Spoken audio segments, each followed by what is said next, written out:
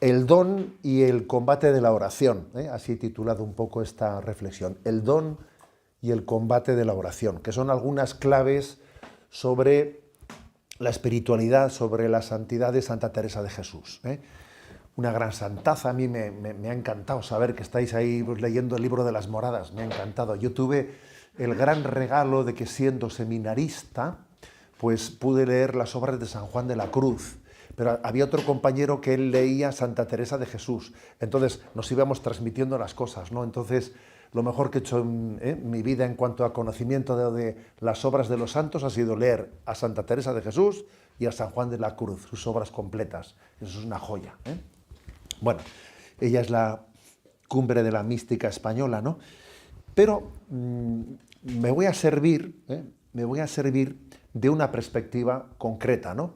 A la hora de abordar la historia o sea, de lo que es la oración en Santa Teresa de Jesús. Me voy a servir de la perspectiva de su recorrido en su conversión, porque eso ayuda mucho a entender cuáles son las dificultades de la oración. También voy a decir una cosa, que yo no soy original, que siempre bebo de fuentes, ¿me explico? Si alguno piensa que yo saco todo esto de mi originalidad, pues no es así. Y principalmente me voy a basar en algunos artículos que me ha pasado un padre carmelita, al que yo conozco mucho, que fue mi vicario de religiosas, el padre John Corta, que bueno, pues que lógicamente como buen carmelita es un profundo conocedor de Santa Teresa, y también él me ha dado pues, comparto ciertas reflexiones hechas por él, ¿de acuerdo? Bien, digo que me voy a servir un poco del recorrido, ¿no? Del recorrido de Santa Teresa, porque creo que se aprende mucho de la historia de la conversión de Santa Teresa, se aprende mucho. Ya sabéis que hay un refrán que dice que no hay santo sin pasado, ni pecador sin futuro. Entonces es bueno conocer también pues, el pasado de los santos, lo que fueron antes, ¿no? De su conversión, lo cual da una gran esperanza para que los pecadores tengamos esperanza en que Dios nos pueda llevar a la santidad, ¿no? A pesar de que somos pecadores, pero tenemos un futuro, y nuestro futuro es la santidad, ¿no? Bueno, pues Santa Teresa, ella fue educada, sin duda alguna, en una familia, en una profunda fe, y vive su fe de una manera, pues, espontánea, como niña, de una manera espontánea, ¿no? Incluso pues, conservamos algunos episodios en los que ella pues, quería ser mártir, y ahí se conserva el lugar en el que ella se escaparon con sus hermanos para entregarse a Dios porque querían ser mártires, ¿no? Pero tiene su primera crisis acontece cuando muere su madre. Ella tenía 13 añitos, 13 años. Y ahí tiene su primera crisis de adolescencia. Pero no pensemos que es una crisis de decir se ha muerto la madre y entonces entra en una especie de rebote con Dios. No, no, no van por ahí los tiros, ¿no? Muere su madre y entonces ella, pues porque cambian un poco las cosas en casa, accede a un ambiente de mayor frivolidad y comienza a leer libros de caballería. Y eso te hace entrar en crisis, ¿eh? Es como cuando a un niño hoy en día pues, le regalan un móvil. Madre mía, ¿eh? Hay muchos niños que en su primera comunión le regalan un móvil y ya comienza la crisis de la mundanidad. Tú verás, ¿no? Eso le pasa a ella, que con 13 años tiene su primera crisis a través de esos libros de caballería, ¿no? Con 16 años eh, ingresa internada en un monasterio, en un internado de madres agustinas, donde permanece año y medio. Y allí vuelve a la vida de oración. Digamos que había entrado desde los 13 años a los 16, sí, continuaba siendo, por supuesto, cristiana, pero compaginaba su cristianismo con una cierta crisis, ¿no? De adolescencia. Al entrar en el internado, allí comienza una vida de oración, ¿eh? Podríamos decir que sale de la crisis de la adolescencia. La oración le saca de la crisis de adolescencia. Lo cual es importante esto, ¿eh? O sea, ahí el hacer oración en serio le saca de la crisis. Pero tiene que salir al poco tiempo por salud de ese internado. Al poco tiempo, año y medio así, sale, pero aunque salga del internado, ella sigue apoyada en sus libros espirituales, en su vida de oración. Con lo cual, salir del internado no le hizo entrar en crisis. Fíjate, porque continuó su vida de oración. Está así pues, 2 años y pico. Con 20 años ingresa en el monasterio de la Encarnación, donde estaba una amiga suya que se llamaba Juana. Bueno, pues ella ingresa y en principio las cosas van muy bien, pero con 23 años vuelve a entrar en crisis. Es su segunda crisis. La primera es la crisis de adolescencia, con los libros de caballería y tal, y con 23 años entra en su segunda crisis. ¿Por qué? Porque también en el monasterio hay mundanidad. ¿Sabes? Uno se piensa que voy al monasterio. No, en el monasterio también hay mundanidad. Y ella comienza un poco, pues con esa mundanidad, comienza a tener una profunda crisis. Y con 27 años deja la oración. La deja completamente. ¿Cómo es que dejó la oración? Estando dentro de un monasterio. O sea, por mero cumplimiento, pues porque se sentía falsa. Sentía como que tenía una doble vida. Una doble vida. Si por una parte, pues la regla de la orden le llevaba a orar, pero su corazón estaba pues un poco en el cotilleo, porque en esos monasterios el locutorio era un problema.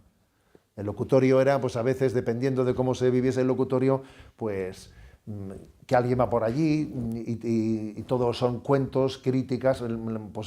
La vida mundana, a veces también en un locutorio se puede estar continuamente allí, ¿no? Y había, pues, digamos, un caballero, digamos, bastante noble, que iba allí y pedía hablar con una hermana y entonces le ponen a ella para atender a ese amigo de la comunidad. Y no es que hubiese algo en el sentido, porque nosotros enseguida todos lo referimos a un tema, ¿qué pasa, que se enamoró de él? No, los tiros no van por ahí, ¿eh? Los tiros no van por ahí, pero sí en el sentido que allí había una relación mundana, ¿eh? Que a ella no le permitía poner el corazón en Dios.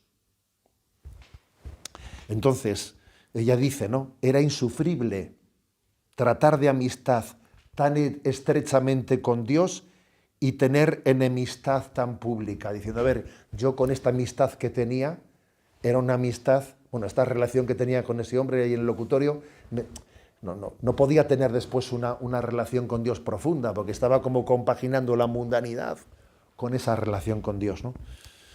Que por cierto, que cuando vamos hoy en día a los locutorios de las Carmelitas Descalzas, seguro que muchos habréis visto allí un cartel que dice, hermanas, o hablar de Dios o no hablar, que en casa de Teresa esta ciencia se profesa. Se suele decir eso. Claro, es una referencia, ella dice eso porque sabe que en un locutorio, dependiendo de cómo hables, en el fondo, tu corazón se puede mundanizar. Pues de cotilleos, de todos, de críticas a uno, críticas a los otros, ¿no? De hecho, estaba ella en esa situación mundanizada, ¿no? Sin hacer oración en serio, y con 28 años, o sea, en plena crisis, con 28 años, recibe el permiso para poder acompañar a su padre moribundo, y para acompañarle y para su entierro. Y dice ella, salí a atenderlo, estando yo más enferma en el alma que él en el cuerpo. Ella dice, estaba fatal por esa doble vida que llevaba, ¿no? Entre el cotilleo del locutorio y mi vida teóricamente de oración. Vuelve al convento después de la muerte de su padre y empieza a orar. Pero sigue compaginándolo con el famoso locutorio, ¿no? Tratando con ese caballero que tanto le esclaviza. Y dice ella, en el capítulo 7 de la vida, y yo, como no lo osé tratar con nadie, tornó después a ver gran importunación, asegurándome que no era mal ver persona semejante, ni perdía honra con ello, antes que la ganaba, torné a la misma conversación. Se da cuenta que volvió de nuevo a ello. Y 2 años después tuvo su segunda conversión. Ya tenía casi 30 años. Tiene su segunda conversión. Su segunda conversión gracias a un sacerdote que se llama el padre Vicente Barrón, que le anima a ser fiel a la oración y a entregarse a la oración cortando con lo que haya que cortar. Y ahí es donde viene su conversión verdadera, ¿no? La clave de la santidad de Santa Teresa está en el combate por la fidelidad a la oración y por hacerla con coherencia. Para ella hacer oración con coherencia era cortar con ese cotilleo, cortar con esa relación que era mundana. Y entonces son dos cosas, ¿eh? Una cosa es ser fiel, ser constante, ser perseverante. Dice ella, tener determinación de hacer oración.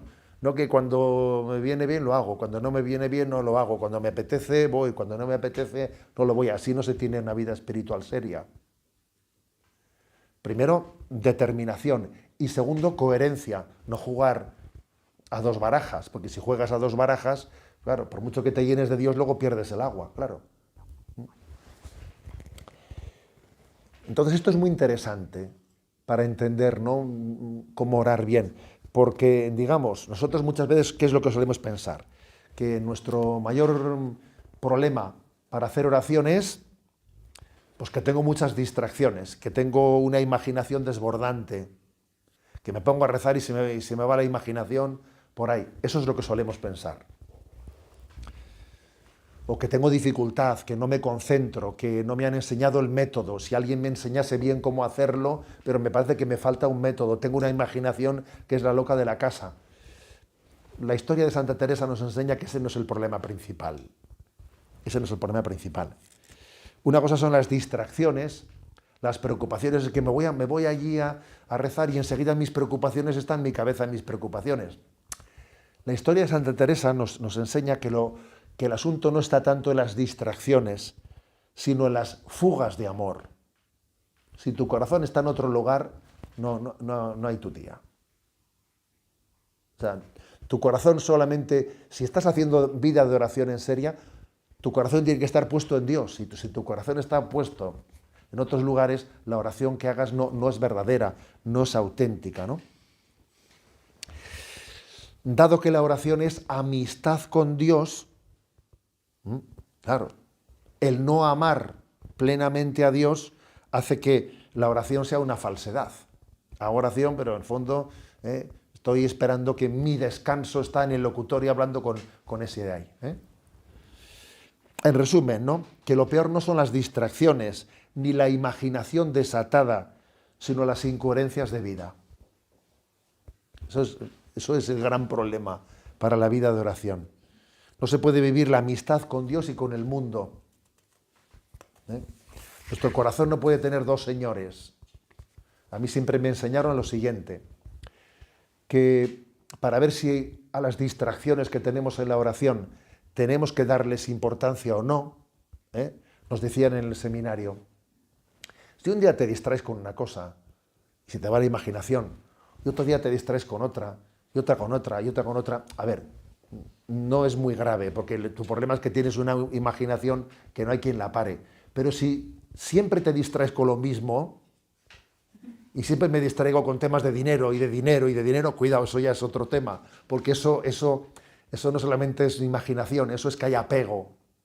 Hay apego con el dinero, y estás siempre con el dinero, y con el dinero, y con lo que dinero. Es decir, las distracciones, si uno las examina, puede ver si en ellas se refleja o una imaginación muy desbocada, que puede ser, que eso no es tan peligroso, o un apego del corazón. Siempre me distraigo por un rencor que tengo, que no me lo quito de la cabeza, ese rencor. O me distraigo con el dinero, o me distraigo con lo que fuere. Ese es un método importante, ¿no?, para entender que si yo verdaderamente tengo un obstáculo, un apego, que me pueda estar dificultando mi vida de oración, porque mientras que tenga dos señores no voy a orar bien. Otra enseñanza importante de este proceso de conversión de Santa Teresa es la siguiente, ¿no? Dice ella que tenía un problema añadido, aparte de ese apego, ¿no?, con esa persona. Tenía un problema añadido, que no consultaba, dice ella, yo no consultaba. Lo dice varias veces, por ejemplo, ¿no?, en el capítulo 37 de la vida. no consultaba. Hombre, cuando uno consulta las cosas, cuando uno un acompañamiento espiritual lo comparte, parece que no, pero solamente el esfuerzo de compartirlo hace que tú mismo te enteres más de lo que está pasando dentro de ti. Pero como no hagas el esfuerzo de decir, a ver, ¿por qué me cuesta tanto hacer oración? Sino que yo me lo como, yo me lo guiso, me lo digo a mí mismo, ya, pero tú compártelo con otra persona, con un acompañante espiritual. En ese momento vas a recibir luz de conocer lo que está pasando dentro de ti. Y no solo por el buen consejo que te pueda dar esa persona, sino porque el esfuerzo de tener que explicarle al otro cómo me veo, te aclaras tú mismo. Te aclaras. Bueno, todo esto ¿no? Lo supera en esa segunda conversión que hemos dicho, ¿no? Con los 30 años, más o menos. Cristo la libera, ¿no?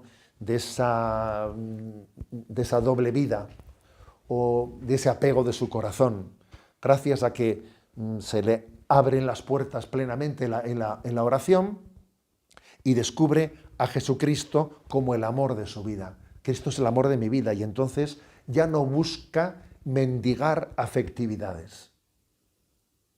Porque claro, si uno está mendigando afectividades por aquí y por allá, mendigo que me hagan caso, mendigo que no sé qué. Claro, tú no estás poniendo tu corazón en Dios. Santa Teresa, podríamos decir que en esas relaciones del locutorio se mendigaba afectividades, hay que maja es, hay que no sé qué, yo qué sé. Se mendigan afectividades muchas veces, ¿no? Que la gente hable bien de mí, que me aplaudan. Ella en este momento, en esa segunda conversión, claro, su oración comienza a ser auténtica, porque está hablando con aquel al que ama y con quien experimenta que le ama a ella, ¿no? Y de esta forma comienza a avanzar por el camino de la oración de una manera muy rápida, ¿no? Y Dios la va introduciendo en la oración mística. Y por ejemplo, ¿no? Dice en el capítulo 10 de la vida, acaecióme en esta representación que hacía de ponerme cabe Cristo, venirme a deshora un sentimiento de la presencia de Dios que en ninguna manera podía dudar que estaba dentro de mí y yo toda engolfada en él. O sea, es decir, ella comienza a tener una potente experiencia de la presencia de Dios en su vida. Es muy interesante también conocer un detalle, que las grandes amistades de la Santa Teresa de Jesús se forjaron después de esa segunda conversión. De todas las amistades que había tenido antes en locutorio y tal, de esas no quedaron ninguna. Esto es muy interesante, ¿eh? Esto es muy interesante. ¿Por qué? Porque las amistades que no están fundadas en Dios, ¿sabes? Eso es vanidad. Pero a partir de que ella tuvo la experiencia de Dios, claro, las personas que iban al locutorio eran personas que hablaban de Dios con ella. Y ya hablando de Dios, claro, pues tú imagínate una conversación de Santa Teresa de Jesús y San Juan de la Cruz cuando se encontraban, pues imagínate. Esas sí que fueron amistades para toda la vida, a pesar de que se veían muy poquito. Y en el locutorio pasaban horas perdiendo el tiempo y esas amistades se perdieron, ¿no? Que eso a mí también, yo la verdad es que ahora si examino mi vida, digo, a mí si es que nos pasa lo mismo. Me doy cuenta que las amistades que ahora te dan dura para toda la vida es las amistades que has hecho en Cristo, ¿no? Las amistades que pude tener yo en la vida, a ver, que todas esas han quedado perdidas. Al final lo que ha perdurado en tu vida es lo que se fundó en Cristo, ¿no? Es como si Cristo se ha convertido en el filtro de nuestra relación con el mundo. Ella, en el capítulo 24 del libro de la vida, dice, ¿no? Dice que entendió que el Señor le decía unas palabras, ya no quiero que tengas conversación con hombres, sino con ángeles, como diciéndole, mira, tu relación con los demás tiene que ser una relación fundada en Dios, ¿no? Bien, Santa Teresa, más o menos hemos entendido, ¿no?, cuál fue su camino de conversión, su camino de hacer oración. Para ella, lo de convertirse y hacer oración es lo mismo. La conversión le ayuda a hacer oración y la hacer oración en serio le ayuda a convertirse. No se sabe si es primero el huevo o la gallina. O sea, posiblemente sea difícil de responder eso en el caso. ¿Fue hacer oración en serio lo que le llevó a romper con ese apego que tenía el locutorio? o fue cortar en el locutorio lo que le ayudó a hacer oración en serio? Las dos cosas, posiblemente una le ayuda a la otra. No lo sé, ¿eh? No sé, no tengo suficientes datos, pero yo creo que de cara a la aplicación a nuestra vida concreta, es así, ¿eh? Yo, ¿por qué no hago una oración más profunda? Aprende a cortar con tus apegos, a que rezas mejor.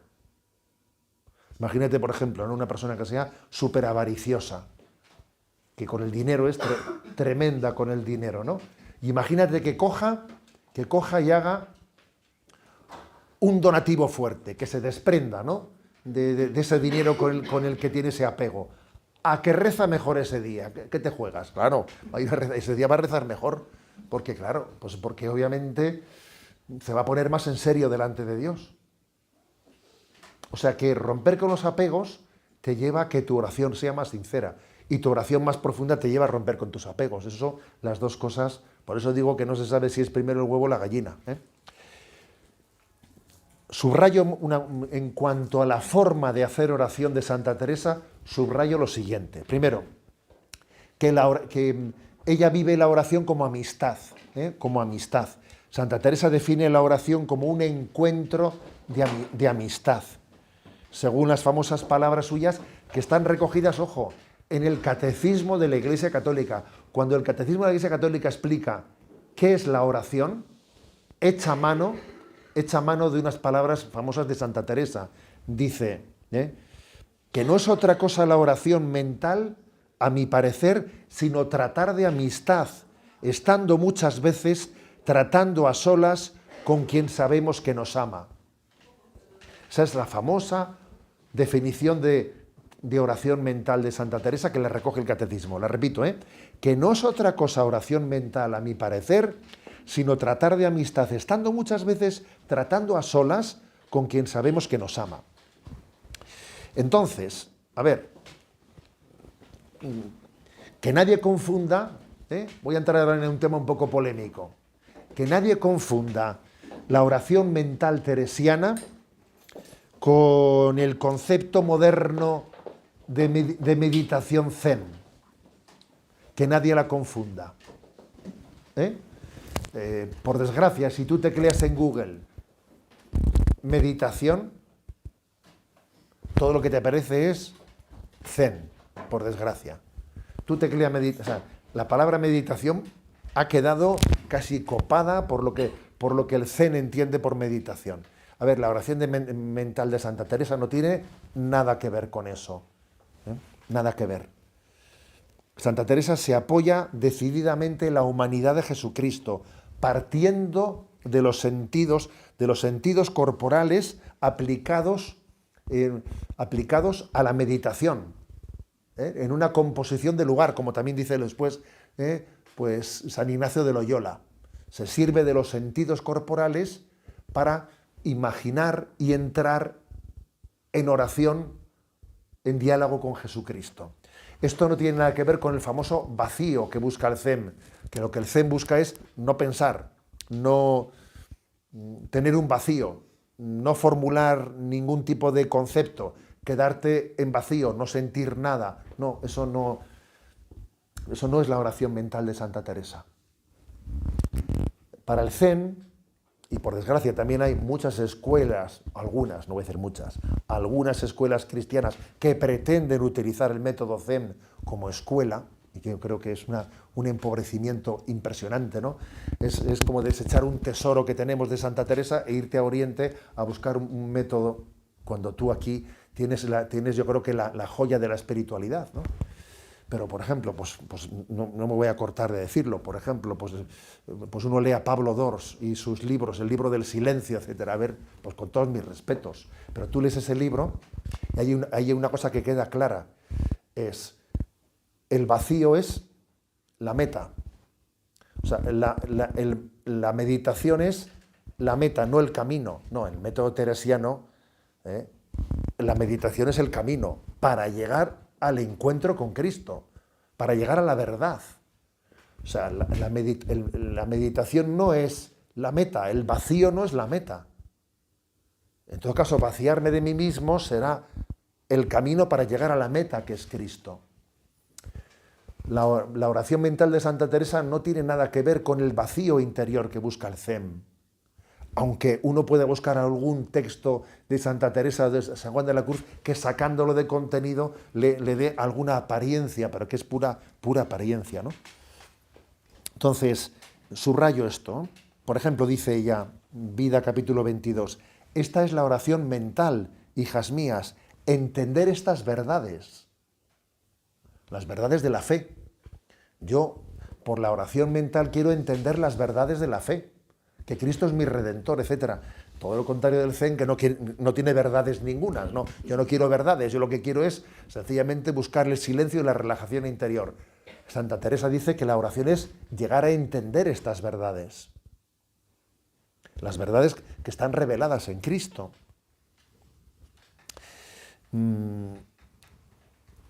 Dicho esto, lógicamente, cuando decimos que la oración mental de Santa Teresa no tiene nada que ver con el vacío, ¿no? Con el vacío zen, pero claro, la oración de Santa Teresa está muy lejos de reducirse a un mero discurso racional. No, la oración mental de ella no es discurso, sino la clave está en que uno esté en presencia del Señor, que si está discurriendo algo, ese discurrir le sirva para estar con el Señor y estar a gusto con Él, estar en su presencia. Lo importante de la oración, el método de Santa Teresa no es cuántas cosas digo, sino que yo viva en su presencia, que me ponga en su presencia y que me sepa amado y acompañado por Él. Esa es la meta, claro.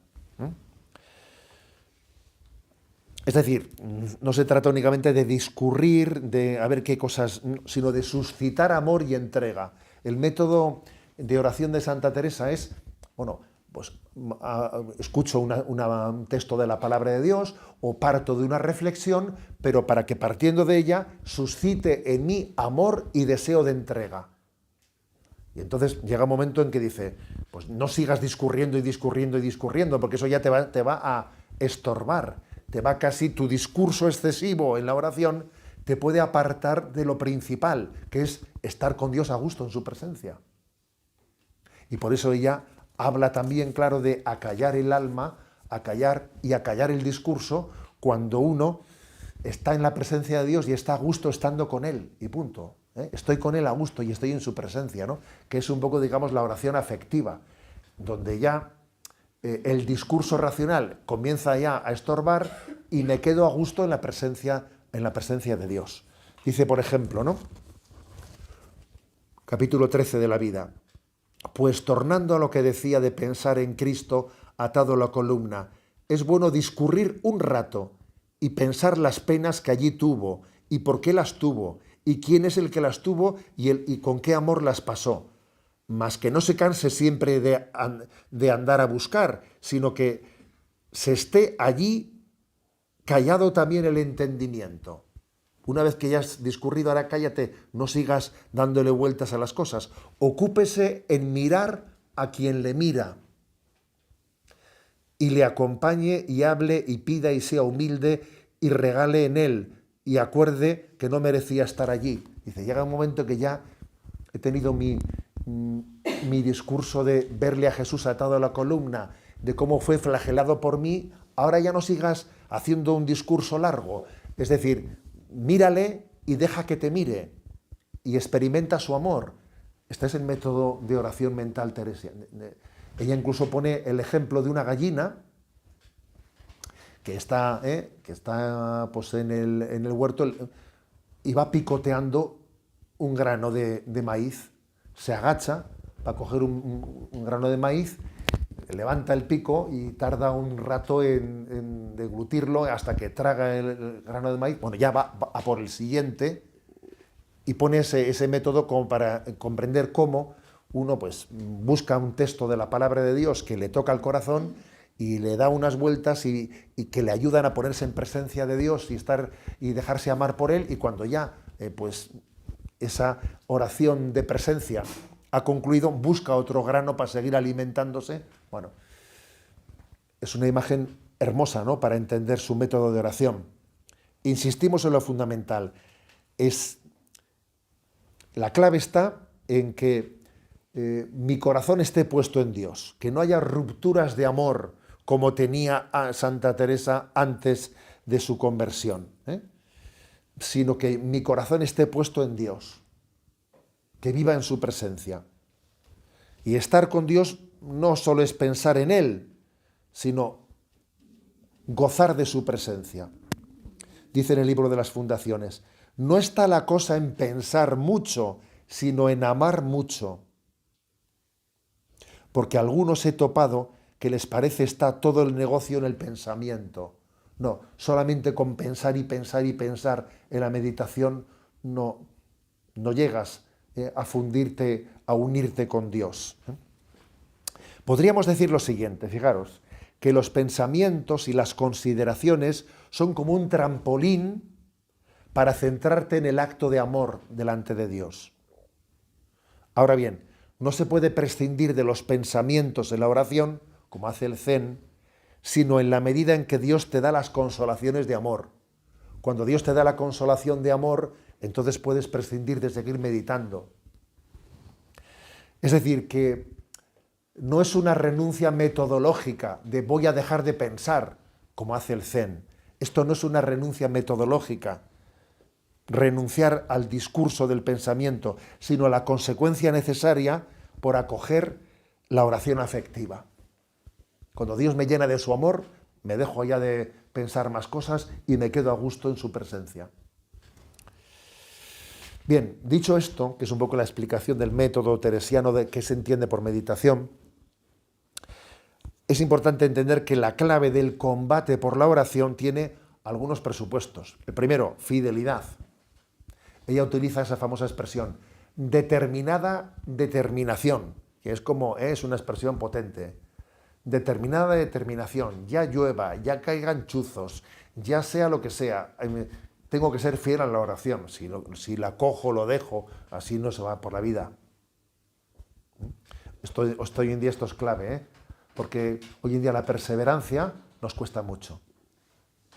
La perseverancia cuesta muchísimo en nuestra cultura.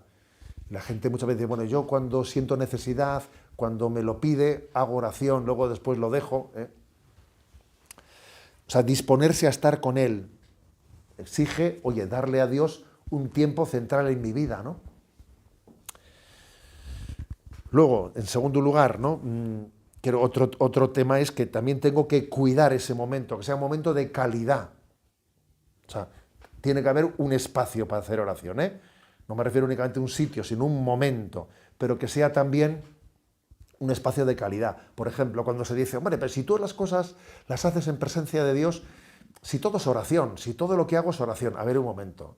Para decir que todo es oración hay que ser verdaderamente un místico y nosotros no lo somos. Luego, todo es oración no es verdad. Todo lo que hacemos debería de ser oración. Ya, pero para llegar a eso primero hay que hacer oración explícita. Si no, no es verdad que todo lo que haga sea oración. También es muy importante caer en cuenta de que es el Señor el que nos busca. Déjate buscar por Dios. Dios es el que quiere estar contigo. Luego yo yo debo de buscar un rato de hacer oración porque el Señor quiere estar conmigo. Quiere estar conmigo. Y entonces, si quiere estar conmigo, le debo de dar el tiempo para que el encuentro de Cristo conmigo se pueda producir, ¿no? Otro elemento clave. La oración bien hecha se traduce en disponibilidad.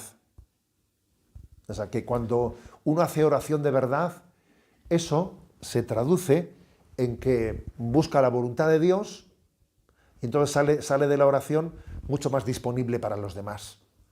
Mucho más disponible pues, para lo que me pidan, pues, porque verdaderamente hacer oración es superar mi amor propio, o sea, querer lo que Dios quiera. Hacer oración es buscar la voluntad de Dios. Señor, que no se haga mi voluntad sino la tuya.